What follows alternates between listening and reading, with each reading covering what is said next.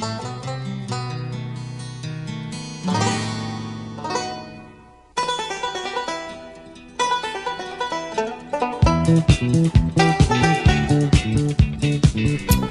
and welcome to another episode of the Cover Zero podcast, the show where I cover the least in the best way possible. I'm your host, Jason Wells. Well, another week by. Nothing is happening. We are so close to training camp. I think some teams start on the 19th.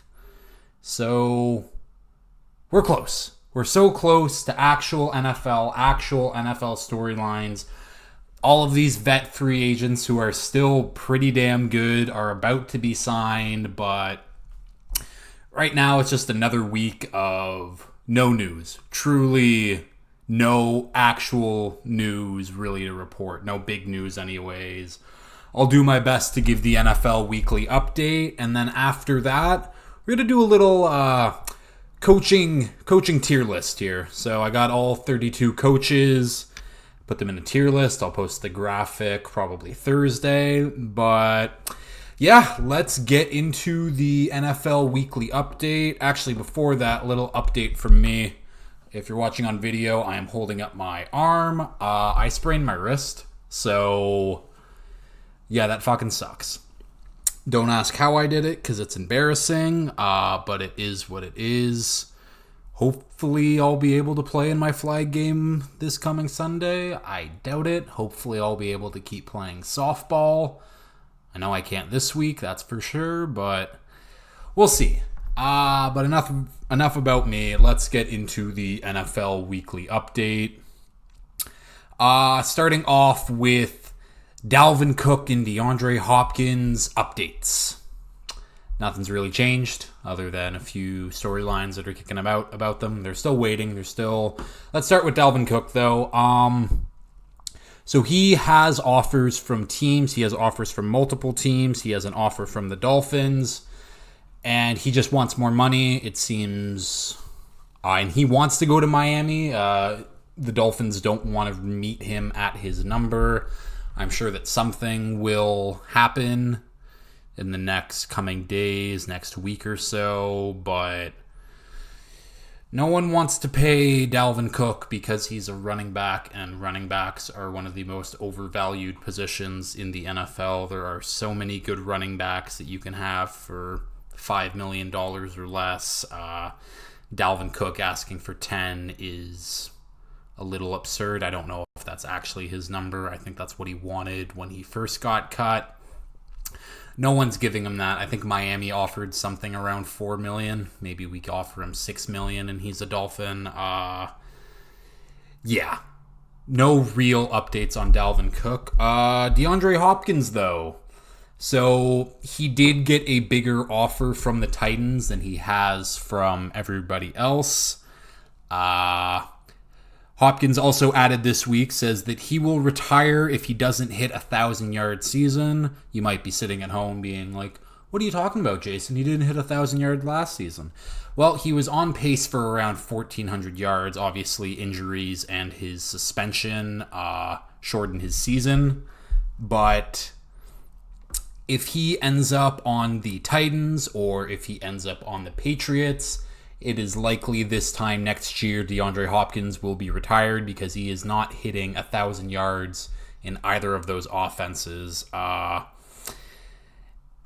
And for other teams that are still kind of lurking about, the Bills are, hey, if he wants to come ring chase, which is just funny because the Bills have literally never won a ring, but he wants to go to a competitive team, take less money. The Bills are more than willing. And then for the Chiefs, if the Chiefs give Chris Jones his contract extension, that will free up cap space, and that would seemingly get them DeAndre Hopkins. So I think that Hopkins could have signed with the Patriots. He could have signed with the Titans. He knows that both of those teams are dog shit. So he is going to wait around for hopefully one of these good teams to get at least a decent offer out there for him. But yeah, we'll see. I mean, to me, if I'm DeAndre Hopkins, it's about winning at this point in your career. You're on the downside of your career, go somewhere where you think you can win. Tennessee and New England are not those places right now. Next note up, longtime Commanders center Chase Roulier retires at 29 due to injuries. He had 63 starts in his career for the Commanders. Very solid player over his career. Wish him nothing but the best. Obviously, retiring due to injuries when you're 29 is very, very tough. I hope that when he's 50, he's living a normal life, not too hampered by everything. But, another retirement coming up. We have longtime Cincinnati Bengals punter Kevin Huber retires after 14 seasons. Again, not much to really talk about. This is the news for this week. This is how little I have. I'm talking about the Bengals punter. He's retired. That's simple as that. 14-year career. Great career. Not much you can really say about a punter. And yeah, I guess we'll go into the news. I'll put that in air quotes. J.J. Watt was apparently very close to signing with the Steelers and playing with his brother T.J. and his other brother Derek. I had this listed down as a hot take last week. I didn't end up saying it because I was like, oh no, he just signed with CBS, and I probably should have. But I think J.J. Watt will be playing again this season. I think that he is waiting to see if Pittsburgh is going to be a playoff team. I think come December, if Pittsburgh is in the playoff hunt, I think J.J. Watt will be a Steeler. And that defense will be really fucking good. I mean, you just look at that front four they'd have. It would be T.J. Watt, you got Cam Hayward, Larry Ogunjobi, Alex Highsmith, J.J. Watt as a rotational player. Like, what? Yeah. That would be a huge addition to the Steelers, but for now, J.J. Watt is just enjoying retirement. And yeah, I guess two more notes. Tom Brady lost a shit ton of money in crypto in FTX, so FTX gave him $30 million in crypto, whatever, and then obviously FTX went bankrupt, so I don't think Tom Brady got any of that money. Tom Brady was also flirty with Kim K at Michael Rubin's July 4th white party, whatever that is. See, like, so little to talk about right now. I'm talking about fucking Kim Kardashian and Tom Brady flirting at a party. And I guess since I'm talking about quarterbacks flirting with celebrities, Josh Allen was caught macking on Haley Seinfeld. Good for him.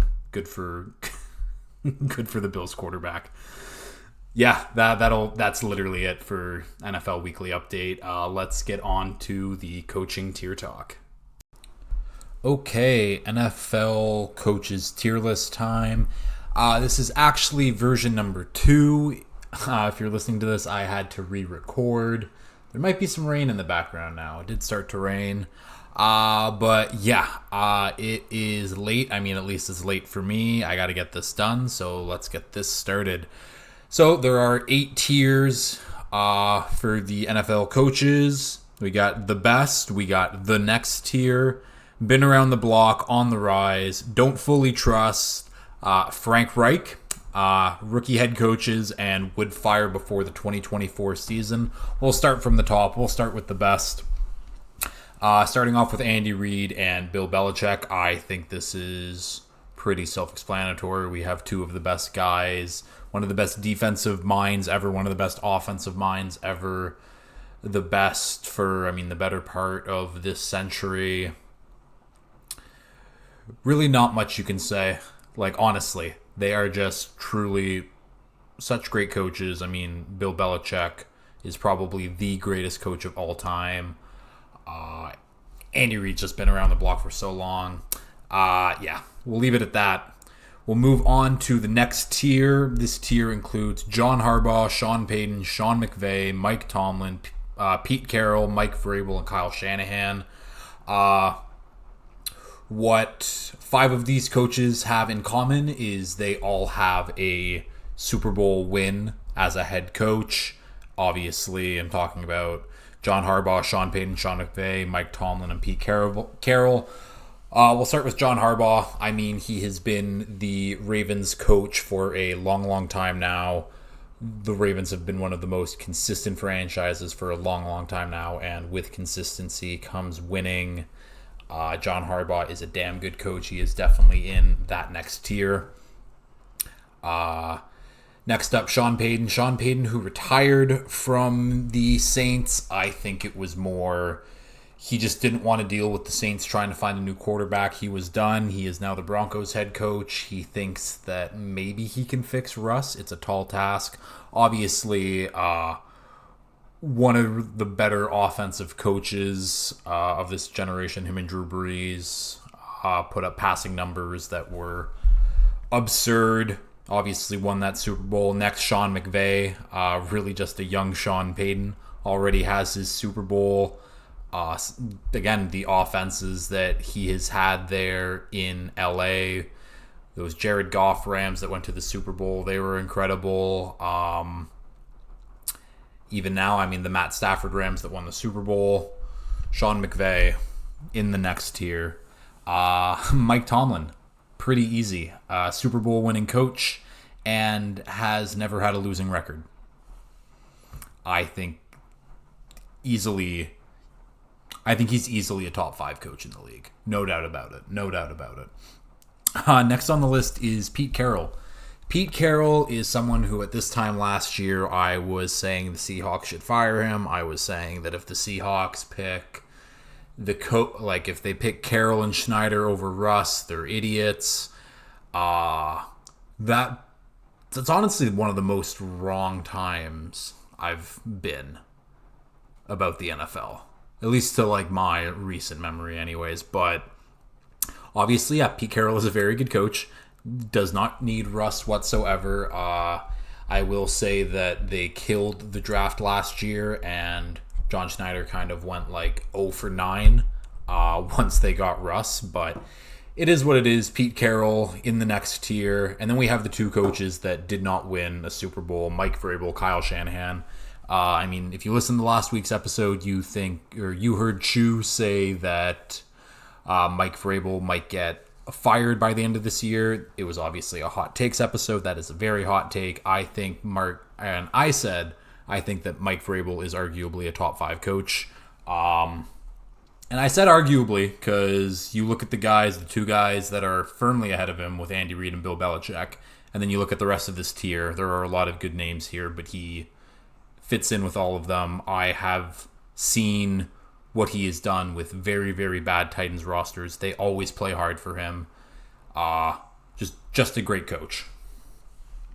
And last but not least, Kyle Shanahan. Again, right up there with Sean McVay, Sean Payton, one of the best offensive play callers we have in the NFL currently.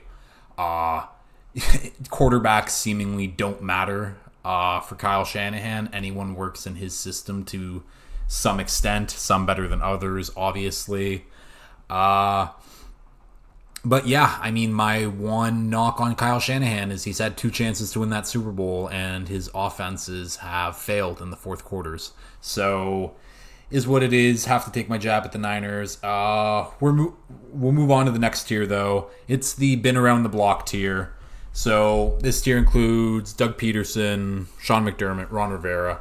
Basically, all this tier is I didn't think that either 3 of these guys really deserve to be in that next tier conversation. I think Sean McDermott is close. My issue with him, no real playoff success since being the Bills head coach. Obviously, Doug Peterson does have that Super Bowl win. Definitely fell out of favor in Philly, was obviously fired. Again, very good coach. And Ron Rivera, same thing. Obviously had some great Panthers teams, has been trying to build in Washington. And I think same thing. His teams always show up. It is never an easy win when you play a Ron Rivera coach team. He has not had a quarterback as a head coach since 2015 Cam Newton, basically. I know he had a Cam Newton for a few years after that, but it was not the same.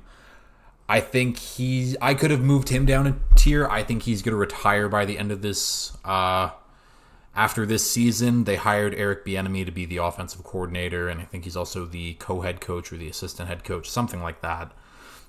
But, I mean, Ron Rivera, he's up there in age. He's had his cancer scares and his cancer battles. I think he deserves a long and restful retirement. I think he will prep Eric Bieniemy to take over that job next year, but that is just my opinion.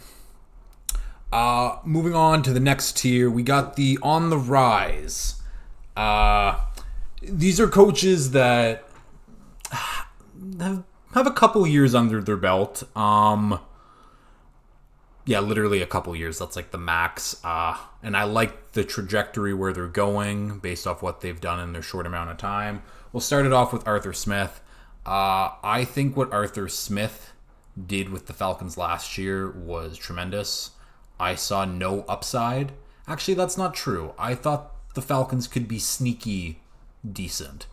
And even they kind of blew my expectations away because most people were thinking, oh, they could pick first overall. The run game that Arthur Smith schemes up for the Falcons is absolutely incredible.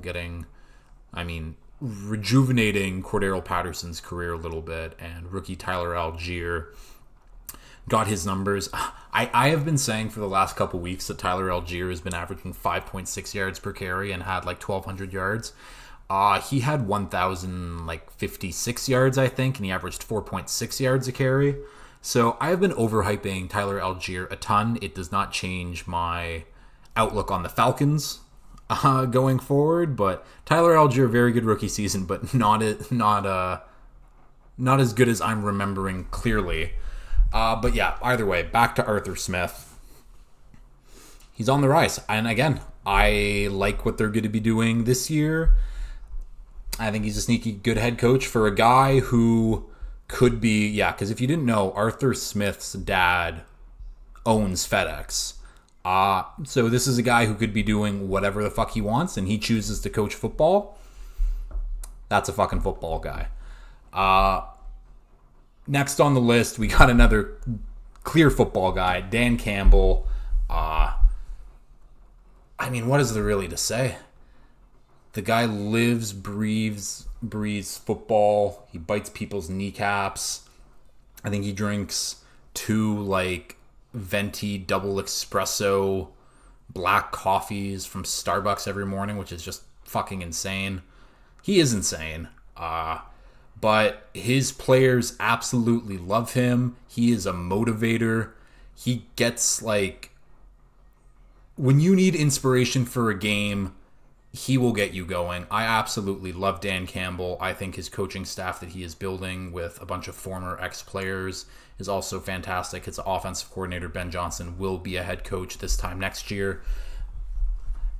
Yeah, Dan Campbell is truly... He reminds me of a Mike Vrabel to an extent. I think Mike Vrabel definitely has a specialty coaching with the defense. Dan Campbell is just an all-around vibes guy. That's really all you can say. Next up, we got Brian Daboll, head coach of the Giants. And what he did with that Giants team last year was extraordinary. I thought the Giants were going to be picking top 5. They made the playoffs, largely in part to Brian Daboll giving Daniel Jones' career life. And Saquon being healthy. Saquon was absolutely fantastic. Daniel Jones was also very, very good.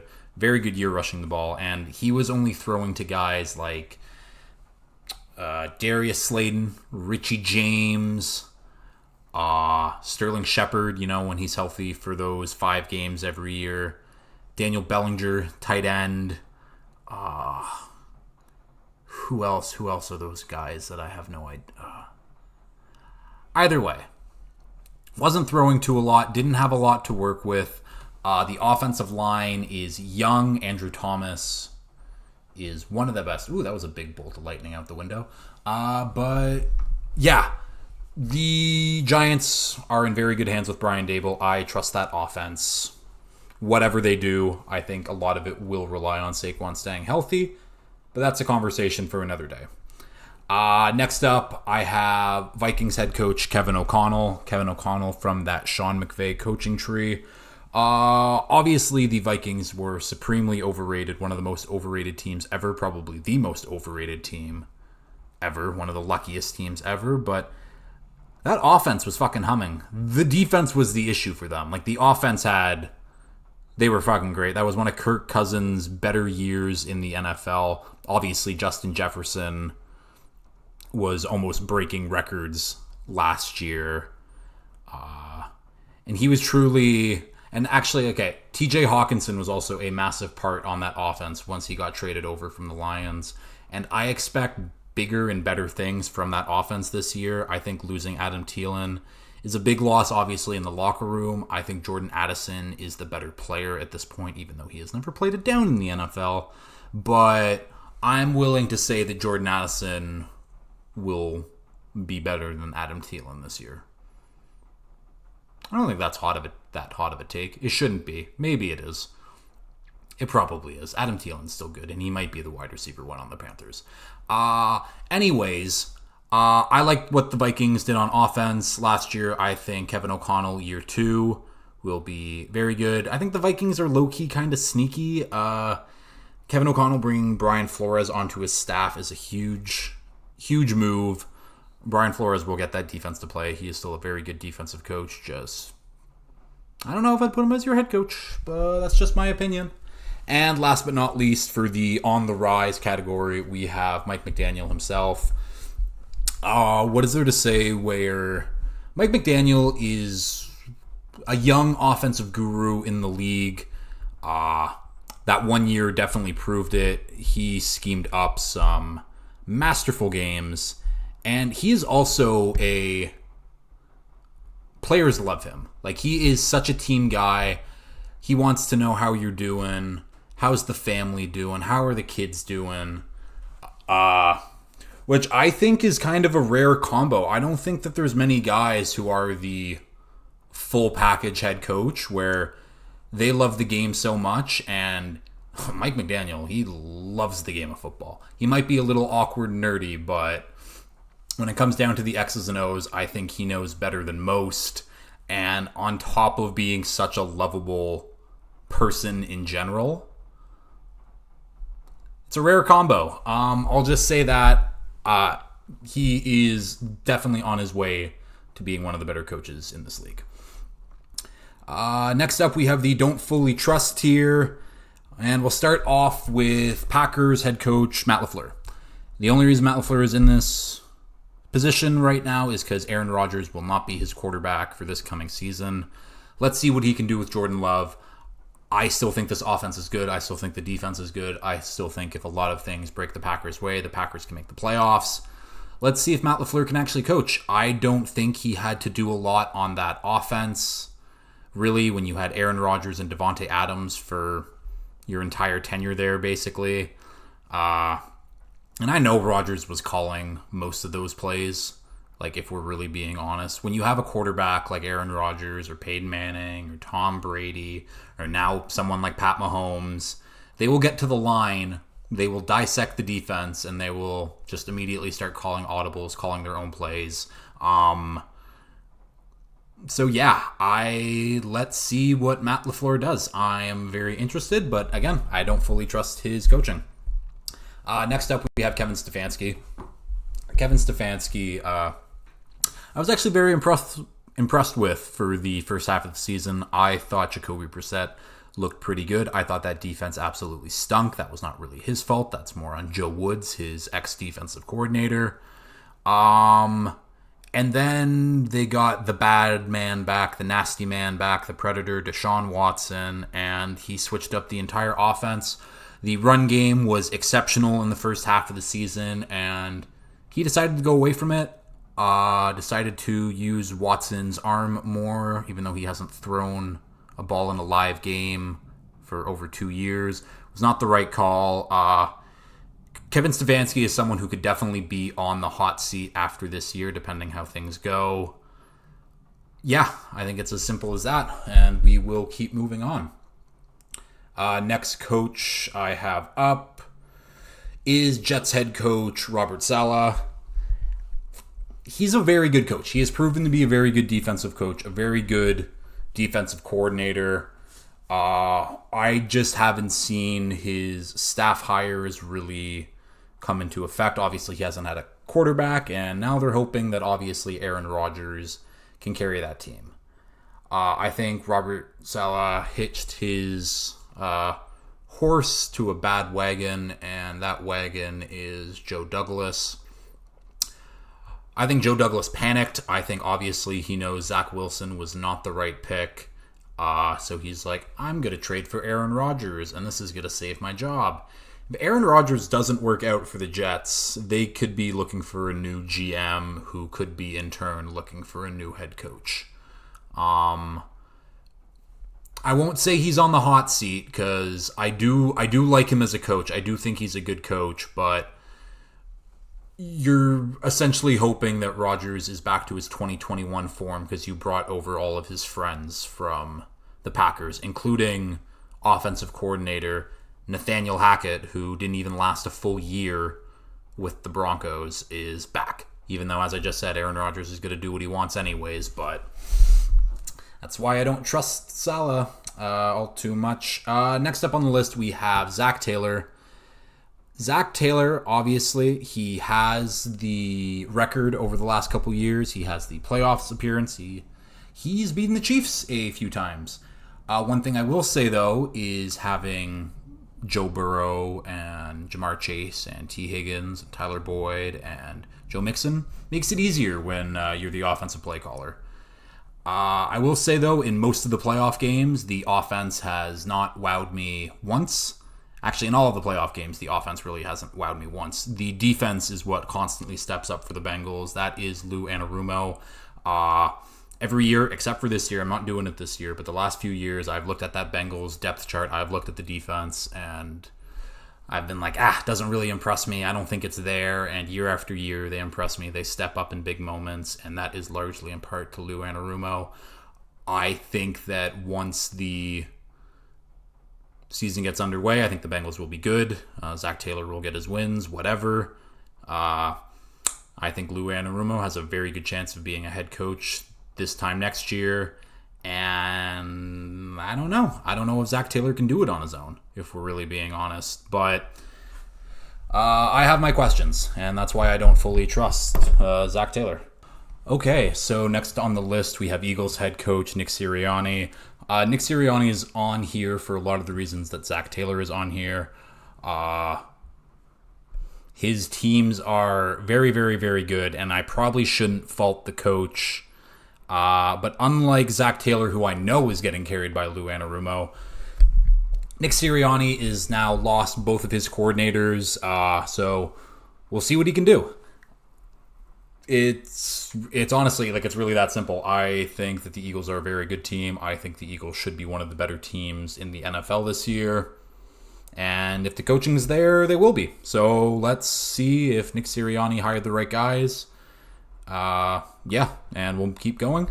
Last for the don't fully trust tier is Matt Eberflus. Kind of unfair to put him in this tier, but I don't know where else to put him really. The Bears did have the first overall pick, so I can't really put them on the rise. But this is a year, he took over a Bears team that no talent on the roster, really. It was Justin Fields and then kind of a bunch of guys. They got talent this offseason. He got his guys on defense that should help a lot. The Bears' offense should be much, much, much better. I think the Bears could surprise some people, and I just need to see it from Matt Eberflus, because obviously your rookie head coaching season getting the first overall pick doesn't really cut it. And next tier, we have the Frank Reich tier. Pretty self-explanatory. It's just Frank Reich. I couldn't put him in the rookie head coaches. I could have probably put him in the don't fully trust, but I think he deserves his own tier. Obviously, Frank Reich was fired from the Colts last season. I think kind of unjustifiably so. I think he was more of the scapegoat than anything. I think Chris Ballard was looking for someone to save his job, and he did with Frank Reich, even though the Colts had one win the rest of the season.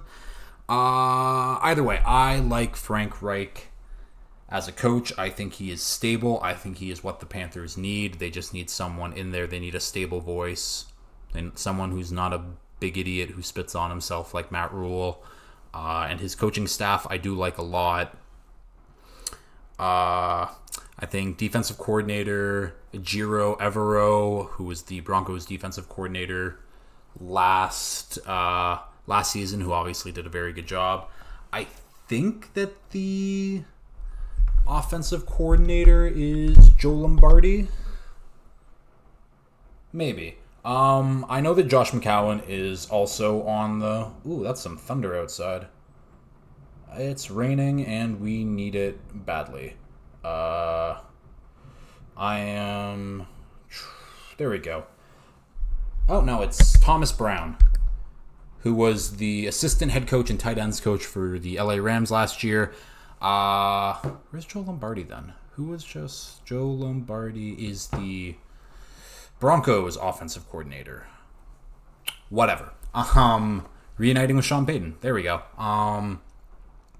What were we talking about? See, this is the ADHD kicking in. The Panthers, right. And their coaching staff. Good coaching staff. They also have Josh McCown, who was almost the Texans head coach last season until the Texans didn't want to seem racist for firing a black guy and hiring a white man with no experience. So they hired Lovie Smith, who they then fired after one more season. David Culley should not have been fired. I still stand by that. We will move on to the next tier, though. It's the rookie head coaches. Justin Gannon, DeMeco Ryans, Shane Steichen. I guess let's just start with Justin Gannon. Justin Gannon, the Eagles ex-defensive coordinator, now the Arizona Cardinals head coach. I think he's kind of in a Matt Eberflus spot here. They're not expecting really anything from this year one. If anything, they're probably the worst team in the NFL. They probably want Caleb Williams. They probably want to try to offload that Kyler contract. I don't know who would want that Kyler contract, but it is what it is. But yeah, I don't expect much from him year one. It'll be interesting to see if any pieces on the defense really shine. I know, they moved because, what's his face? The old Cardinals GM. Big dumb idiot with Cliff Kingsbury. Either way, their GM who got a DUI and kept his job. He loved his athletic freak linebackers, Isaiah Simmons, Zaven Collins. They're both playing different positions this year. Isaiah Simmons is moving to strong safety. Zaven Collins is moving to edge. So interested to see how they look in their new roles. Hopefully Justin Gannon can do something with them. Next up, Texans head coach DeMeco Ryans. I think DeMeco Ryans is the perfect coach for the Texans. He is going to build a culture there. I think him landing the best defensive player in this draft, in my opinion, in Will Anderson, is huge. I think they still have young pieces in that defense already. Derek Stingley, Jalen Petrie. And yeah, the offense, I think, will be better than a lot of people expect. I don't know. I think DeMeco Ryans is going to be a very good head coach, and the Texans could be a surprise team. I don't know what surprise really means. Does surprise mean like 6 wins maybe? But 6 wins would obviously be an improvement for the Texans. And last but not least, we have Shane Steichen with the Colts, the Eagles ex-offensive coordinator. He has some toys to play with in the offense. Obviously, they drafted Anthony Richardson, who's just a Jalen Hurts on steroids. I don't know.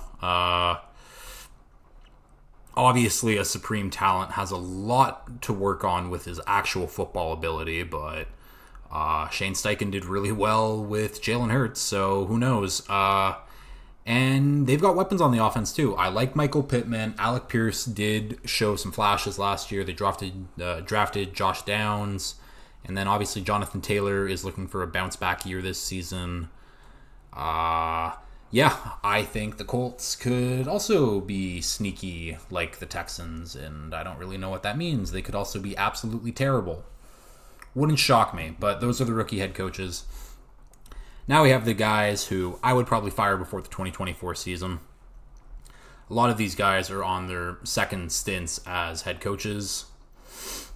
And we'll start with, I'm going to sneeze at some point, and it's just very slow in building, and it's annoying.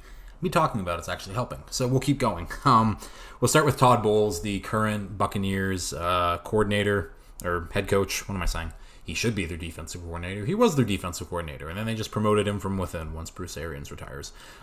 He's a good defensive coordinator. He's a very good defensive coordinator. He is not a good head coach. He has proved that with the Jets. And he is proving it now. This roster is obviously terrible. They are going to be a very, very bad team.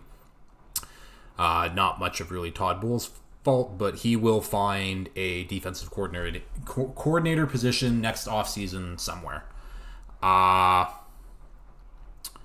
Next up, we have... Oh, there we go. It's Dennis Allen. See, every time I look at this photo, and this is the second time I've done this now, so I've seen this photo of Dennis Allen twice. I look at it, and I'm automatically just like, who is that? Because that's how forgettable Dennis Allen is. Obviously, yeah, kind of like Todd Bowles. He took over for Sean Payton once Sean Payton retired, put that in air quotes, and kind of got dealt the short end of the stick. I mean, those Saints teams are constantly restructuring contracts to, for some reason, keep a championship window open, I guess. I don't know. Obviously, this is his second stint as a head coach. He was terrible in his first stint with the Raiders. Not really doing much better here. I think this is going to be his last season.